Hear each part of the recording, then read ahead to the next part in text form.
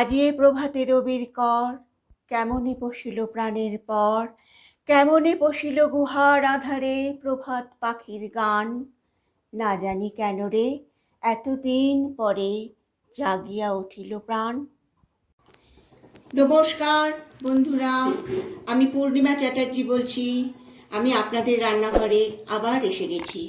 এই রান্নাটা অবশ্যই আপনারা করবেন, ভালো লাগলে সাবস্ক্রাইব করতে ভুলবেন না। কড়াতে 4 পলা রাইস ব্র্যান অয়েল গরম করা আছে। সয়াবিন, খানিকটা নুন, জল দিয়ে আর 1 চামচ গরম মশলা দিয়ে সেদ্ধ করে নিংড়ে রাখা আছে। 1 চামচ চিনি, পরিমাণ মতো নুন,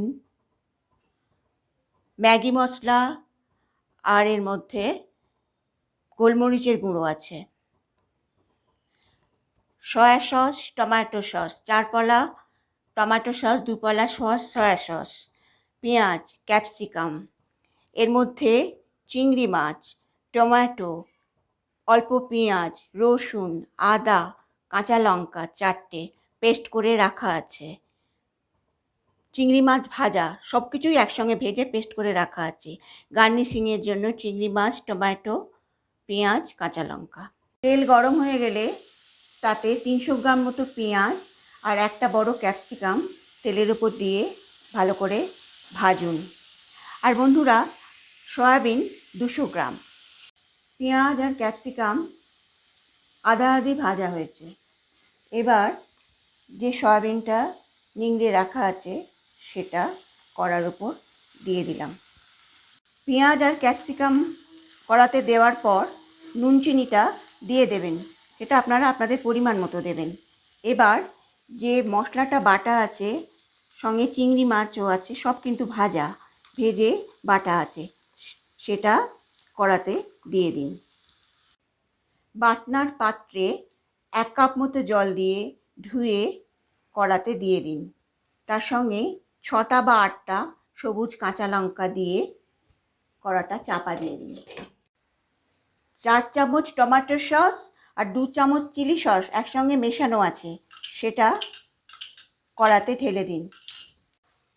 পাত্রটা ধুয়ে জলটাও কড়াতে ঢেলে দিন।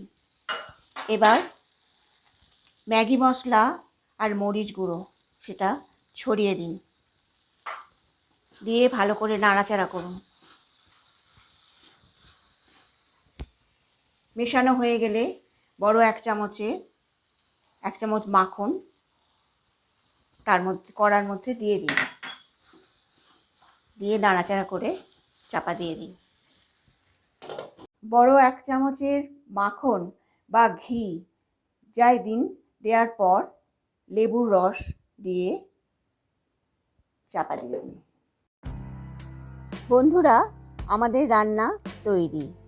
এটা খুব তেল মশলা কম দিয়ে রান্না, তবে হেলদি টেস্টি। আরও টেস্টি করতে মাখন না দিয়ে 2 চামচ গাওয়া ঘি দিন এবং ওপরে 2 চামচ লেবুর রস ছড়িয়ে দিন। এটা করতে আদা লেগেছে 10 গ্রাম, রসুন 10 গ্রাম, চিংড়ি 200 গ্রাম পরিষ্কার করে ছাড়িয়ে নেবেন। এটার সঙ্গে চাউমিন খুব ভালো হয়, তাতে কিন্তু এগ কেক দেবেন, এটা আমার অন্য এপিসোডে আছে। ভাত রুটি দিয়েও খুব ভালো লাগবে।